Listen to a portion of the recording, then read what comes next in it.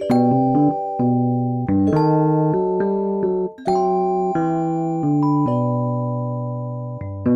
true internet grandma style, let me settle into my digital rocking chair, smooth out my lap blanket, and begin with a good old back in my day. When I started creating content online, there weren't any proven strategies for promoting your content or yourself. No one was talking about building an email list or a social media audience.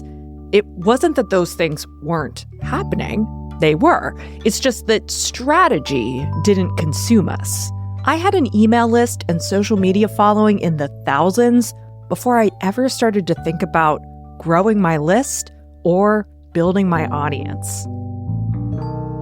Now, I will readily admit that growing an email list or building an audience was easier in 2010 than it is in 2024. But one of the reasons it's harder today is because things have gotten so, quote-unquote, strategic.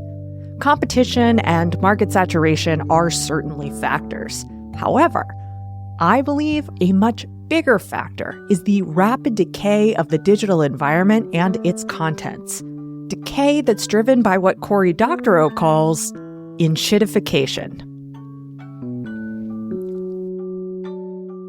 I'm Tara McMullen, and this is What Works, the show that rethinks work, business, and leadership for the 21st century economy.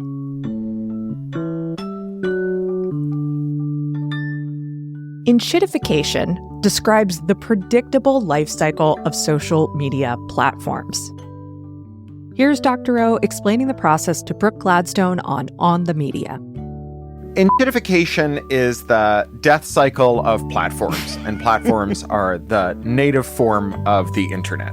It means you have these companies that are really neither disciplined by regulation nor by competition, and who can kind of change the rules as they go.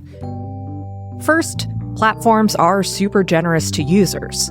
Then, they squeeze users and behave super generously to advertisers.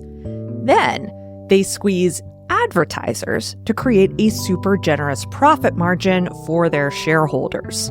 What started as a cool new place to hang out online becomes a shitty shadow of its former glory.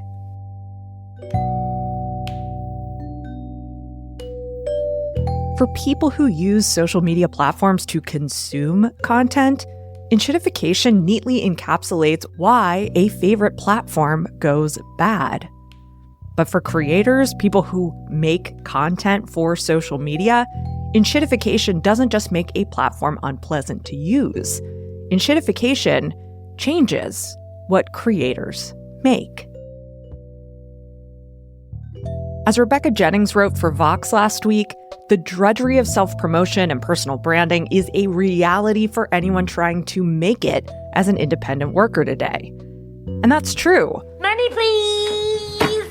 My money. But it's also not true at all. The idea that everyone has to self-promote and that we all hate it is predicated on an assumption that self-promotion actually works. And I'm sorry to break this to you, but self-promotion doesn't work. The impression that self-promotion is effective results from the influence of enshittification on creators. So let's define terms. When I talk about self-promotion in this context, what I'm referring to is digital content with the primary purpose of directly soliciting action from viewers of that content to benefit the creator of that content. It's content with a core message that sounds something like, hire me, sign up for my free workshop, or listen to my new podcast episode. Now, I don't think there's anything wrong with this type of content, just that by and large, it's not as effective as people hope it is. So how does enshittification lead to the self-promotion imperative? Well, from a content creator's perspective, a new platform is like a blue ocean. It's hard not to build an audience when you're an early mover because a new platform is trying to earn your loyalty and your free labor. That early stage in a platform's development is a time when creative experimentation and expression are valued. The platform isn't just attracting new users, it's also learning what those users want through your experimentation and varied expression. Now, when a platform shifts its largesse from users and creators to advertisers, creators have to compete with advertiser content. And advertisers, by their nature, are strategic. They need to ensure that the ads they spend money on create some desired effect. Because ads appear in the feed right alongside creator content, as well as content from more casual users, creator content must become more strategic too. The line between creator content and advertiser content blurs, by which I mean that we are rarely confused about what's a TV commercial and what's a TV show, but we regularly mistake social media ads for social media content. Advertisers love how non-paid content blurs with paid content because it makes their ads feel more authentic.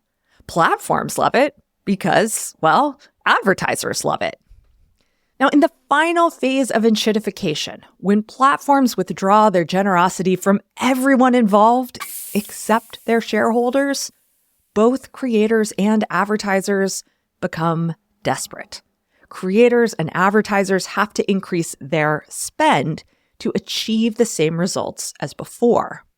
For advertisers, increasing spend literally means the money they spend on ads, as well as the agencies they hire to run their ads. When clicks and views were cheaper, advertisers would be happy with brand awareness as an objective. Ads could be fun, more like the content that other users create. But as ad prices increase, ads shift to conversion marketing, the image and copy perfectly executed to lead to whatever action the ad was designed to catalyze. For creators, increasing spend means spending their social capital in the form of more and more frequent posting and direct solicitation. Instead of making content meant to be engaged with right on the platform, they make content meant to point to other content or products elsewhere, usually on their own website or a direct monetization tool like Patreon. In effect, creators become self-promoters. Now, I'm sure I don't have to tell you that the vast majority of promotional content sucks. It sucks to make. It sucks to have a feed full of it. No one likes self-promotion if by self-promotion we're talking about content designed to get you to do something else, whether that's click, sign up, buy, or even follow. In fact, self-promotional content of this type is inherently valueless. Really, self-promotional content is content-less. That is, it's lacking substance or meaning of its own. But it doesn't have to be this way, really.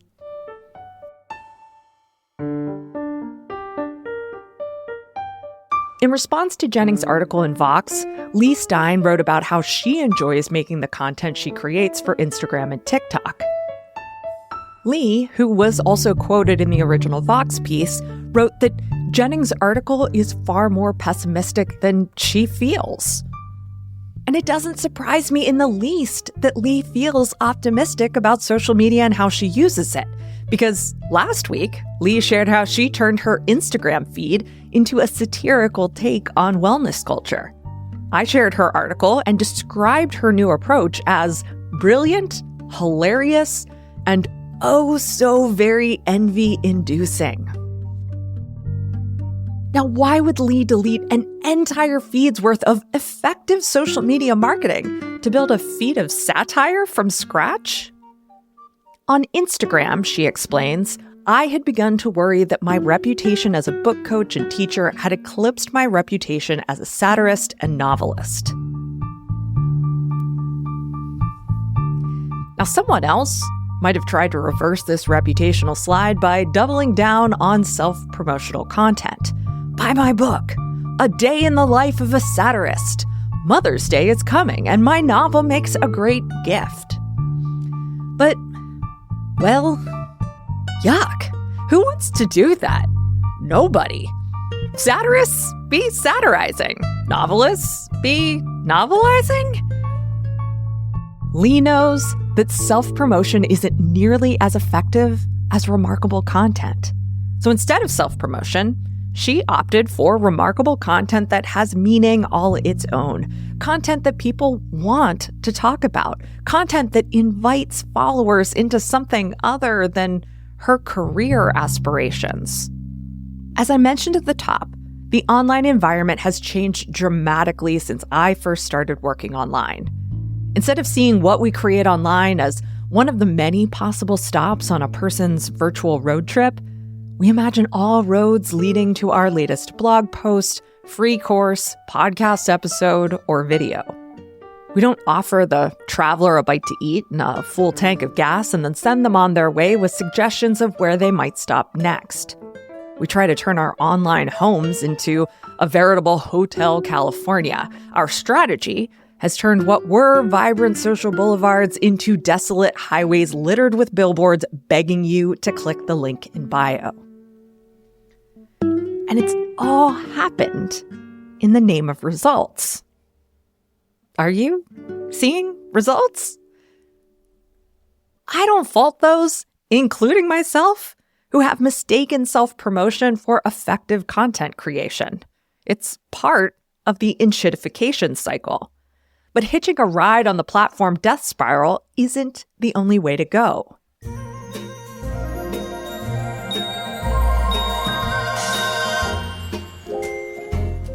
I'm a Canva power user.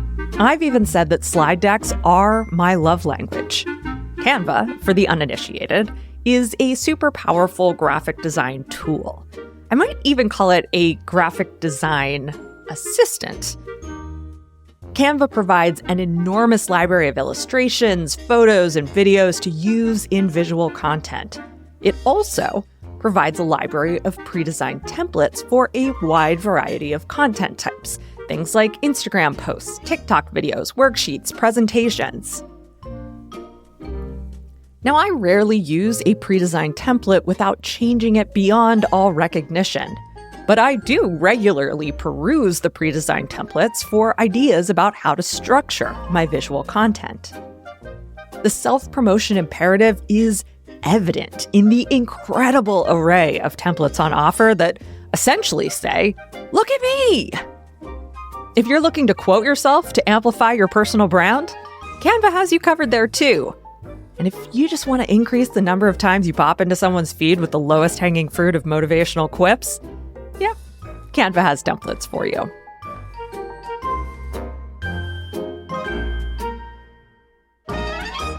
Interestingly, though, Canva also has you covered if you want to create, say, a full-on magazine.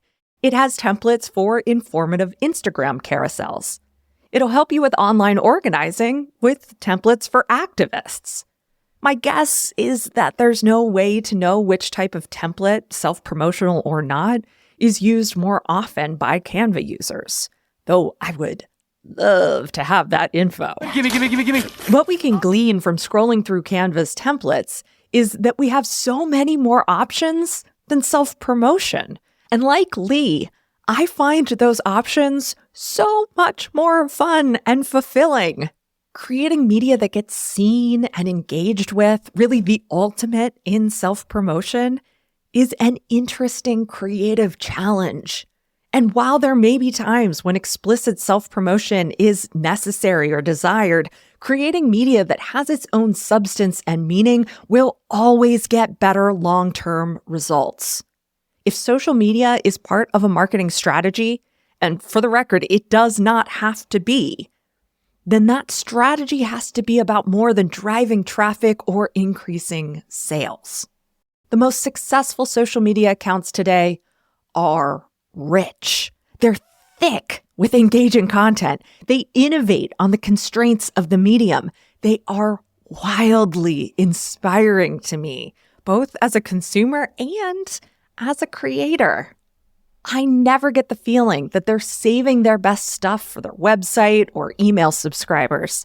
They make remarkable content and put it on social media for people to engage with. These accounts have earned the attention they receive precisely by creating content that people actually want to see in their feeds.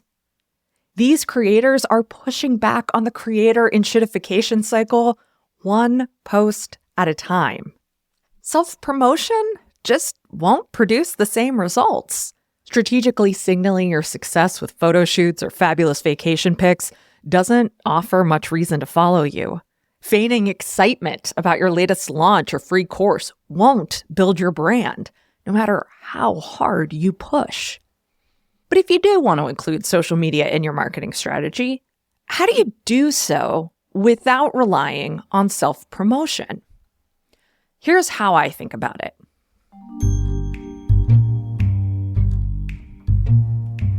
The way I think about it is to use what I call the 3 R's of digital content. 1, respect the medium. 2, respect the audience. And 3, redistribute the idea. Now, before I explain those, let me say that content is not the same thing as form or medium. The content of a piece of media is the idea, information, or entertainment value it contains. It's the meaning, the substance of the thing. That's not to say that content isn't influenced by its form or medium. It absolutely is. Thank you, Marshall McLuhan. But a particular idea, the content, isn't bound by the form or medium it's initially expressed through. For example, when I'm working on a new piece, I work simultaneously in a few mediums. Primarily, of course, I write. But I also hear that writing as a script, since it will likely be turned into an audio essay. I create with clips and sounds in mind. I also often work with visual media, diagrams and mind maps. The idea, the content, is constant, but the way it's packaged and distributed can vary. In this way, I create valuable pieces of content for each place my brand shows up online. Those pieces of content, unlike a promotional post, end up getting shared and engaged with. While any individual piece of content might not do much to get someone to listen to my podcast or sign up for my newsletter, the accumulation of interest in my content will move people to give it a try. So let's break those 3 R's down. First, respect the medium. Each content distribution channel, so your newsletter, your TikTok, your Instagram feed, your podcast, is suited for a different medium. That is, essays or articles, images, audio, video. Again, each content distribution channel is suited for a different medium. To get the most from the distribution channels we use, we need to make sure that what we're sharing on those channels is in the medium best suited for that channel. For example, you wouldn't try to put a written article on YouTube. It just doesn't make any sense. I'm not even sure that you could do it, although I could probably come up with some ways. But that's exactly what people do on Instagram or TikTok, for instance. They try to take a medium that's not suited for that channel and sort of copy and paste it into that channel. It doesn't work. It doesn't make sense. That's not why people show up on that channel. And so all that means is that we likely need to make adjustments to our content in order for it to work in a particular medium. If I want to share the same content I put in my podcast or in my newsletter on Instagram, for instance, I need to turn it into visual communication. If I want to share an article I wrote as a podcast episode, I need to turn it into a script that works for audio delivery. It's never as simple as copying and pasting. Worse, it's really never as simple as just clicking more social media accounts in whatever scheduling software you use. But all that said, this process of respecting the medium doesn't have to be difficult. Simply thinking about what kind of content we engage with on a particular channel will help us form guidelines for how to repurpose our content in that medium. It's also helpful to keep in mind how a channel and its media are used or engaged with changes over time. New trends pop up, new features roll out, creators pioneer fresh formats. I don't think it's necessary to constantly adjust what we share to match the latest trend, but it is worth keeping an eye out for what intrigues us and giving it a try. Finally, respecting the medium also means being discerning about where we show up and what forms we're creating in. If copy and paste is all I have time for, I don't bother. I don't have the capacity to rework every podcast episode into a YouTube video, so I don't make YouTube videos. I'm sure I could do well on that platform, but I just don't have the resources to do it well. That leads us to the second R, respect the audience. Respecting the audience means taking into account who we're talking to depending on how they're experiencing our content. That is, where they're reading, watching, or hearing. Different channels and platforms influence how users perceive the content they find there. On a low-friction platform like TikTok or Instagram, a piece of content is much more likely to be shown to someone who has only a cursory relationship with the person or brand that created that content. On the other hand, a higher friction channel like an email newsletter or podcast will almost exclusively be consumed by people who have a stronger relationship with the person or brand that created the content. Depending on what kind of audience I'm creating a piece for, whether they're super familiar, kind of familiar, or maybe total strangers, I make different choices about how I present my content. I might choose a different way to lead into an idea, explain a concept more thoroughly, or use different examples. And the same thing goes for where an audience is. What an audience tolerates on Substack, for instance, say, I don't know, a 3,000-word article about how self-promotion doesn't work, is different from what an audience on Instagram will tolerate. Maybe a 10-slide carousel on why self-promotion doesn't work. And that brings us to our final R, redistribute the idea. Redistributing an idea means sharing it across multiple distribution channels. Redistribution goes beyond simple repurposing. It takes an idea and recreates it to work in a different medium and for a different audience than it was originally created. Note that the goal here isn't to promote the original content. Instead, the goal is to engage new and different people with a useful or insightful piece of content where they already are. Instead of trying to steal the audience's attention away from whatever they're doing on any given channel, I try to earn and hold their attention where it is already. And that's a much easier and, frankly, more rewarding prospect. And I'm not stingy about it. I'll take the best idea from my long-form content and recreate it as a short, bite-sized version with just that little bit in it. It's not a teaser. It's just a small part of a longer piece that happens to stand on its own, that's complete in and of itself and makes sense given the constraints of the medium I'm working in. When I redistribute content, my ultimate goal is to create a remarkable standalone piece of content for each channel I'm using.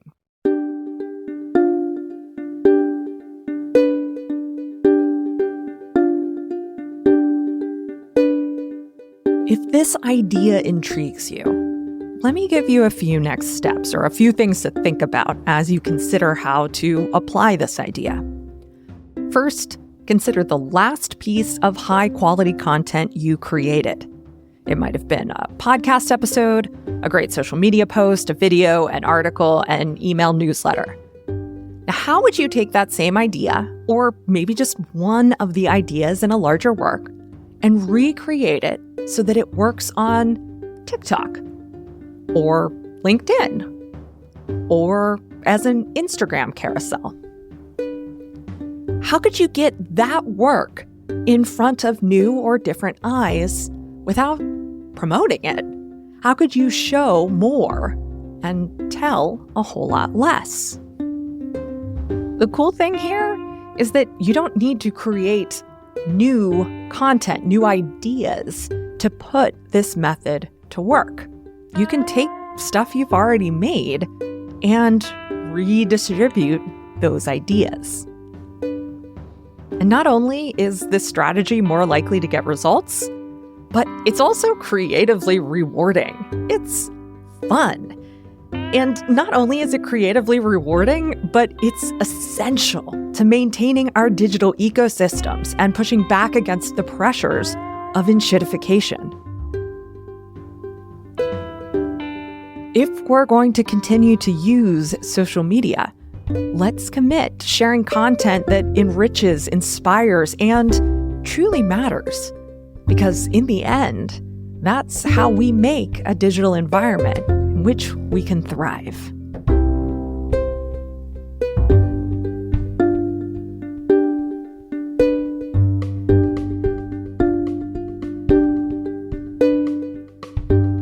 I want to invite you to Rethink Work, a new cohort-based course that I'm teaching starting on February 22nd. During our 8 weeks together, we'll rethink beliefs about work-life balance, productivity, data, passion, purpose, and the path to success.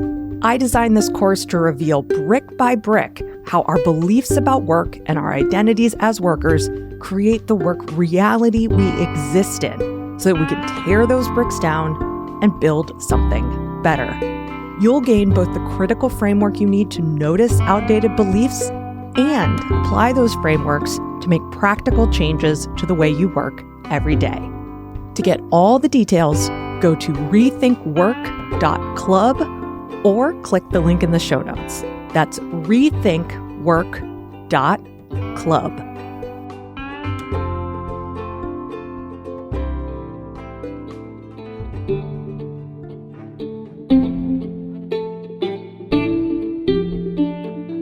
What Works is a production of Yellow House Media, a podcast production agency for people changing the way we think about culture, creativity, leadership, and work. Our production coordinator is Lou Blazer. Our production assistant is Emily Kilduff. This episode was written and edited by me, Tara McMullen. Marty Seafelt is our audio engineer, and Sean McMullen is our fearless leader and executive producer. What Works is produced on stolen land. We're grateful to the Susquehannock and Conestoga peoples who stewarded this land for thousands of years before the arrival of white colonists. The Yellow House is on the unceded land of the Ktunaxa Nation and the tribes of the